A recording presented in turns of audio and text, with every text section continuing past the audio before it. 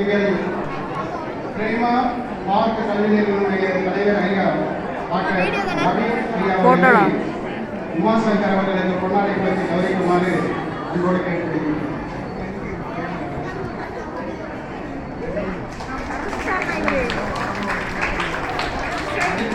அமிர்த வித்யாலயம் சிபிஎஸ்இ பள்ளியினுடைய முதல்வர் அவர்களுக்கு பொன்னாடை பற்றி கௌரவிக்குமாறு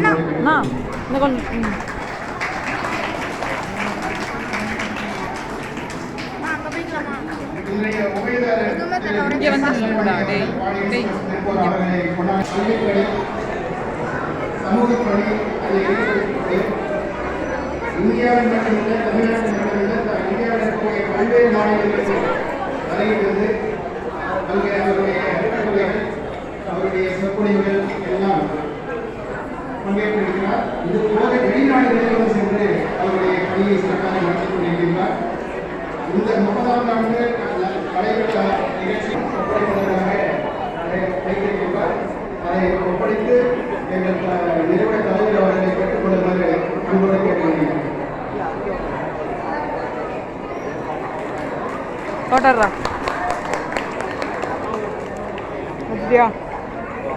அவருடைய இந்த பயணம் இன்னும் சிறப்பாக நிகழ வேண்டும் என்று ஆட்டங்களை வேண்டிக்கொண்டு அவரை இங்கே சிறப்புரையாற்றுமாறு அன்போடு இருக்கிறேன்.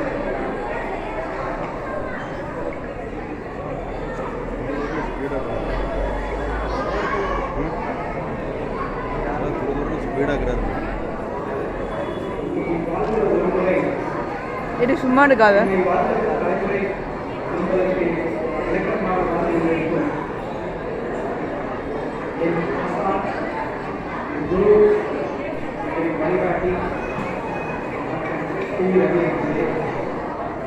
இந்த இடத்துல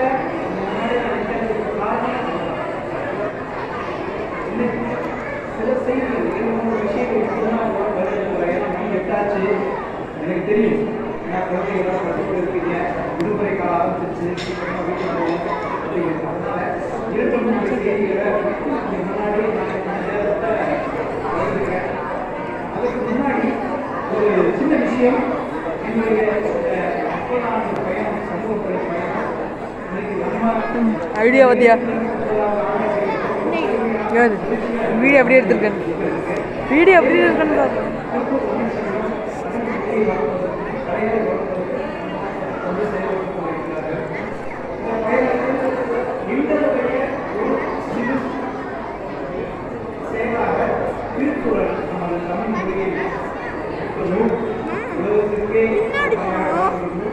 நீதான் பின்னாடி போகணும்.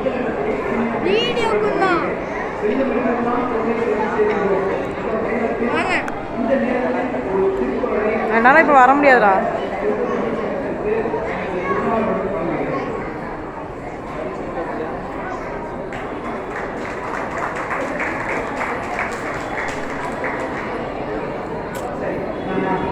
விஷயங்கள் 2-3 செய்திகள் சொன்னேன். அதனால ரொம்ப நேரம் ஆகாது. முதல் செய்தி என்னன்னு சொன்னால், இந்த விழா யாருக்காக அப்படின்னு சொன்னால் குழந்தைகளுக்காக, பெண்களுக்காக.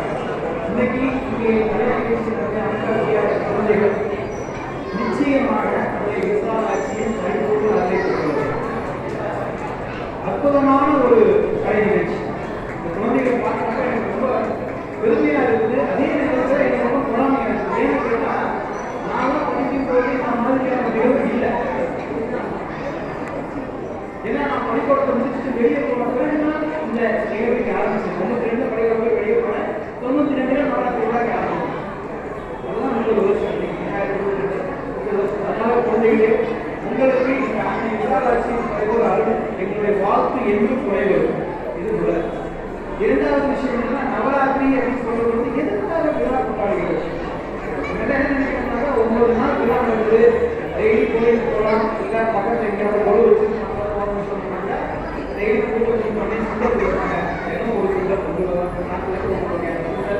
நிறைய குழந்தைகள் பாடுவாங்க, பொம்மை கலகலாம், கலைஞர்கள் கலைஞர்கள் இல்லையா?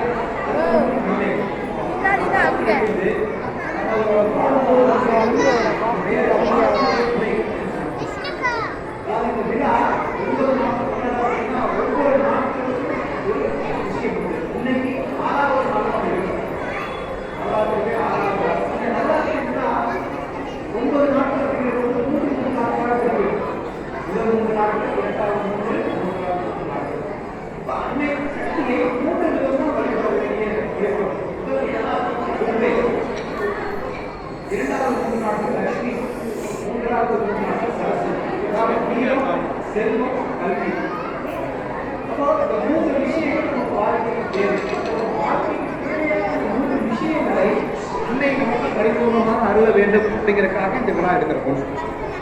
இரண்டாவது விஷயம், இது குழந்தைகளுக்கான விழான்னு சொன்னேன். ஏன்னா கடவுளும் குழந்தைகளும் சொல்லுவோம்.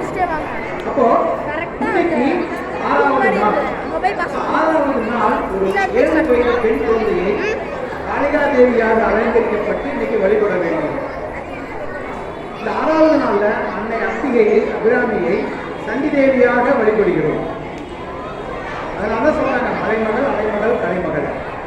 அப்ப இந்த 6வது நாள் ரொம்ப முக்கியமான நாளா பார்க்கறோம். ஏன்னு கேட்டா இந்த 6வது நாள்ல கோலம் விடுவார்கள். அதாவது நவராத்திரியில் இன்னொரு முக்கியமான விஷயம் என்னன்னா கோலம் விடுவது. ஒவ்வொரு நாளும் கோலம் விடுவார்கள். இந்த 6வது நாள் கடலை மாவு கோலம் விடுவார்கள். மலர்கள் முக்கியப்படுது விழாவில் இன்னொரு முக்கியமான விஷயம், எந்த மாதிரியான மலர்களை வைத்து நாம் வழிபட வேண்டும். இப்போ செம்பருத்தி சம்பங்கி மலர்களை கொண்டு அங்கே வழிபடுகிறோம். சரி, அடுத்து முக்கியமான விஷயம், எல்லாரும் கையிலும் பிரசாதம் இருக்குது. சரியா? இந்த பிரசாதம் நீங்க நைவேத்தியமாக படைக்க வேண்டிய பிரசாதம் தேங்காய் சாதம் வாசிப்பயிர் சொல்லி சொல்றாங்க. இது ஒரு விஞ்ஞானபூர்வமான ஒரு விஷயம் இந்த விழா. சரி, இந்த 6வது நாள்ல அன்னையை இவ்வாறு வழிபடுறது என்ன கிடைக்கும்? இயல்பா தானே கேட்கிறோம். கடவுள்கிட்ட போய் என்ன கேட்கிறோம்? நம்ம என்ன வேண்டிக்கிறோம்? எனக்கு நிறைய பணம் வேணும், புகழ் வேணும், இல்லையா, வெற்றி வேணும்னு சொல்லுவோம். அப்ப இந்த 6வது நாளை நாம் முழுமையாக பரிபூர்ணமாக அன்னையை மகிழ்ந்து வழிபட்டோம் சொன்னால் நம் கவலைகள் நீங்கும், வாழ்க்கை வெற்றிகள் கிடைக்கும் சொல்லுவோம். இப்ப இந்த 6வது நாளை எவ்வளவு பரிபூர்ணமாக பக்தியோடு சிரத்தையோடு நாம் கொண்டாடுகிறோம் என்று சொன்னால் அதை பொறுத்தே நமக்கு கவலைகள் நீங்கும், வாழ்க்கையில் வெற்றி கிடைக்கும். சரி, இது 3வது விஷயம். இந்த நவராத்திரி என்பது கொலு என்பது ரொம்ப முக்கியமான விஷயமா பார்க்கிறோம். கொலுவுடைய தத்துவம் என்ன, அதுவும் நமக்கு சொல்லிக் கொடுக்குது. இந்த விழா நிறைய விஷயங்களை நமக்கு சொல்லிக் கொடுக்குது. கொலு அப்படிங்கிறது ஒற்றை எண் படிக்கட்டுகளை வைத்து பொம்மைகளை அடுக்கி வச்சிருக்கோம். இப்போ நவராத்திரி அப்படிங்கிறது 9 அம்சங்கள். இப்போ 9 படிக்கட்டுகளை கொண்டு கொலு அமைக்கப்படும். ஆனால் ஒவ்வொரு படிக்கட்டும் ஒரு வாழ்க்கைக்கு ஒரு விஷயத்தை சொல்லும். நிறைய நேரங்களில் நம்ம விழாக்களை வெறும் விழாவாக கொண்டாடுறோம். அந்த விழா நமக்கு சொல்லக்கூடிய செய்திகள் நமக்கு தெரியாது. அதனால என்ன ஆகிடுச்சுனாக்கா, இந்த விழா முடிஞ்சோடனே மறந்துடும். அடுத்த வருஷம் நவராத்திரி சொல்லப்படுதுன்னா நமக்கு இந்த விழாவை முடியும் ஞாபகம். ஒரு சின்ன உதாரணம் சொல்றேன்.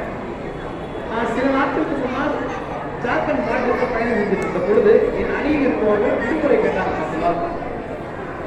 10 நாள் விடுமுறை வேணும், நாங்கள்லாம் ஊருக்கு போகணும், துர்கா பூஜை இருக்கு, தசரா இருக்கு, ஊருக்கு போகணும். நான் கேட்டேன், சரி எங்க ஊர்லயும் நவராத்திரிக்கு நானும் ஊருக்கு போகணும், எனக்கு 9-10 நாள் எனக்கு வேலை இருக்கு, யாராவது ஒட்டு சொல்லுங்களேன், எதுக்காக விழா கொண்டாடுறீங்க, எப்படி கொண்டாடுறீங்க அப்படின்னு சொன்னா இருந்த 10-16 பேரும் முடிக்கிறாங்க. ஏன்னு கேட்டா அவங்க எல்லாருமே என்ன பண்றாங்கன்னா, விழா 10 நாள் ஊருக்கு போகணும், சொந்த ஊர்ல இருக்கிறோம், 10 நாள் கொண்டாடி திருப்பி வந்துடலாம். எதுக்கு கொண்டாடுறோம், ஏன் கொண்டாடுறோம், அதுக்கு பின்னாடி என்ன இருக்குது அப்படின்னு சொல்லி. ஆனால் அவங்க ஒரு பெரிய பாக்கியம் என்னன்னு கேட்டா, இங்க வருஷம் 30 நாட்கள் நவராத்திரி கொண்டாடிட்டு ஒவ்வொரு நாளும் அவருடைய சிறப்பை இப்போ மற்ற எல்லாரையும் விடவும் மிகவும் பாக்கியம் பெற்றவர்கள் நம்ம. இப்போ இந்த நவராத்திரி விழா கொலு அப்படிங்கிறது முதல் படியில் வரும். இதை நம்ம சொல்லக்கூடிய ஒரே தத்துவம் என்னன்னா, நம்ம வாழ்க்கையில படிப்படியா மேலே போக வேண்டும். எடுத்த உடனே வானத்திலிருந்து யாரும் குதிக்கல, எதுவுமே உடனே நடக்காது. ஒரு வாழ்க்கையில சாதாரண மனிதனாக இருக்கக்கூடிய நாம் தெய்வமாக உயர வேண்டும், தெய்வ நிலைக்கு உயர வேண்டும் அப்படின்னு சொன்னால் நம்ம எப்படியெல்லாம் ஒவ்வொரு நிலையாக மாற வேண்டும். அதான் இந்த கொலு படிக்கட்டு நம்ம சொல்லுவோம். முதல் படிக்கட்டு ஓரறிவு உள்ள ஜீவன்கள், இது புல் செடி கொடி இதெல்லாம். இப்போ முதல் படிக்கட்டுல இந்த புல் செடி கொடியை வைக்கிறோம். 2வது படிக்கட்டு இது 2 அறிவுகளை கொண்ட உயிரினங்கள், சங்கு சிப்பி. 3ஆம் படிக்கட்டு 3 அறிவு விஷயங்கள் என்னன்னா ஈ, எறும்பு போன்றவை. 4ஆம் படிக்கட்டு 4 அறிவு கொண்ட உயிரினங்கள், அது எது கேட்டா நண்டு, வண்டு, இது 6 வகையை சேர்ந்தது. 5வது படிக்கட்டு 5 அறிவை கொண்ட விலங்குகள், பறவைகளை கொண்டு அமைக்கப்படுது.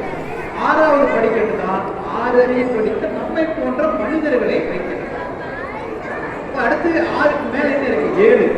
7வது படிக்கட்டை யாருக்குன்னா முனிகள், ரிஷிகள். நாம முழுமையாக அர்ப்பணித்து சேவை செய்வோம், கடவுள் நம்பிக்கையோடு இருக்கும் என்று சொன்னால் முனிவர் ரிஷிகள் நிலைக்கு நம்ம உயரலாம். நம்பிக்கைகள், சடங்குகள், விஷயம், இந்த மாதிரி விழாக்களை சிறப்பாக மனதார உன்னை உள்வாங்கி செய்யணும் என்றால் வாழ்க்கை 7ஆம் நிலை, அதாவது உண்மைகள் விஷயம். அடுத்தது 8ஆம் நிலை, 8வது படிக்கட்ட தேவர்கள் நவக்கிரகங்கள் வச்சு வைக்கும். 9வது படிக்கட்டு மேலதான் இருக்கிறாங்க தெய்வங்களை வச்சு வைக்கும். அப்போ நம்ம வாழ்க்கையில சாதாரண மனிதனாக இருக்கக்கூடிய நாம் தெய்வங்களுக்கு போகணும்னு சொன்னால் என்னென்ன விஷயங்களை தாண்டி நம்ம போகணும்.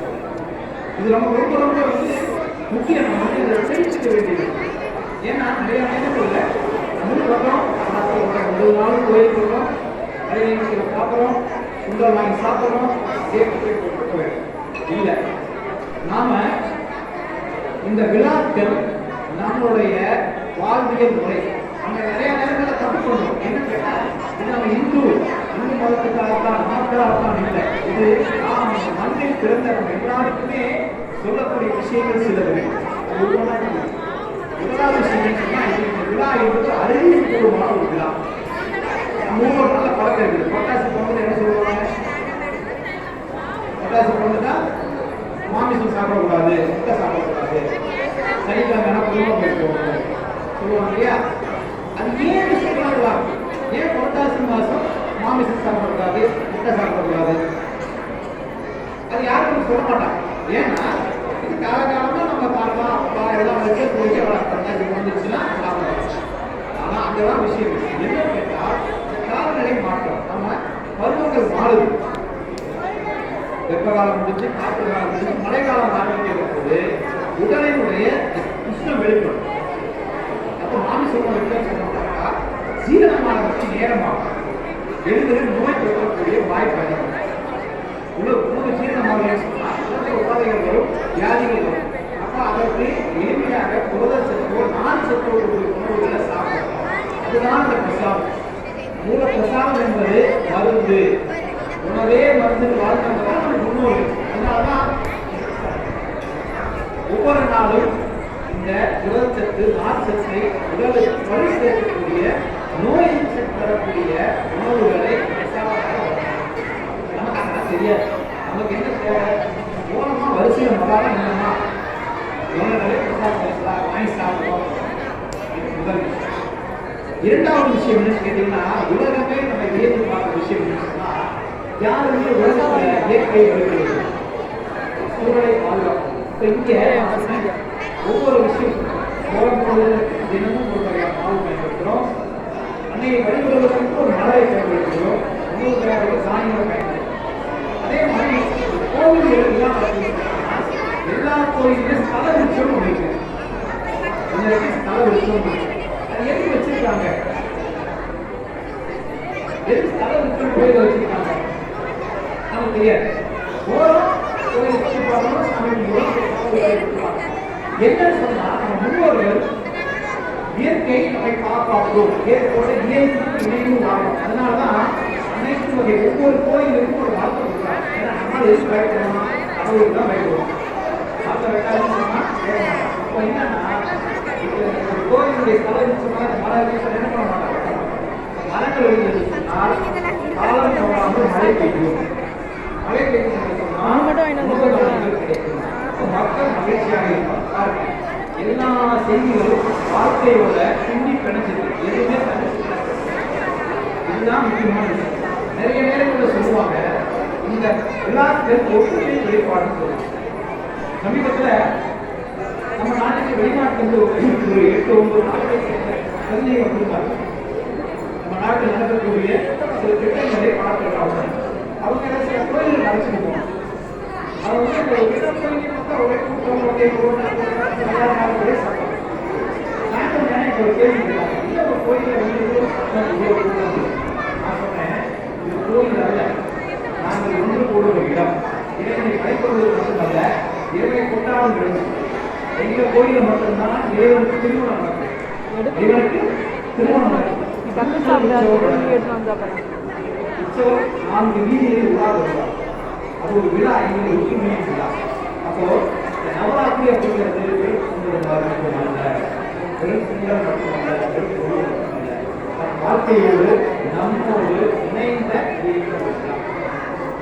கடைசியாக ஒரே இருக்கக்கூடிய எல்லா பேருக்கும் ஒரே ஒரு வேண்டுகோள்.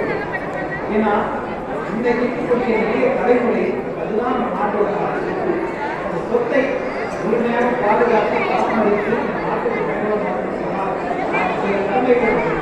ஆலயத்தை எடுத்து நான் அப்படியே செல்லும் போது இந்த 6வது நாள் எப்படி அன்னை கவலையெல்லாம் தீர்த்து வெட்டிய தருகிறாரோ சில செய்திகள் இருக்கு.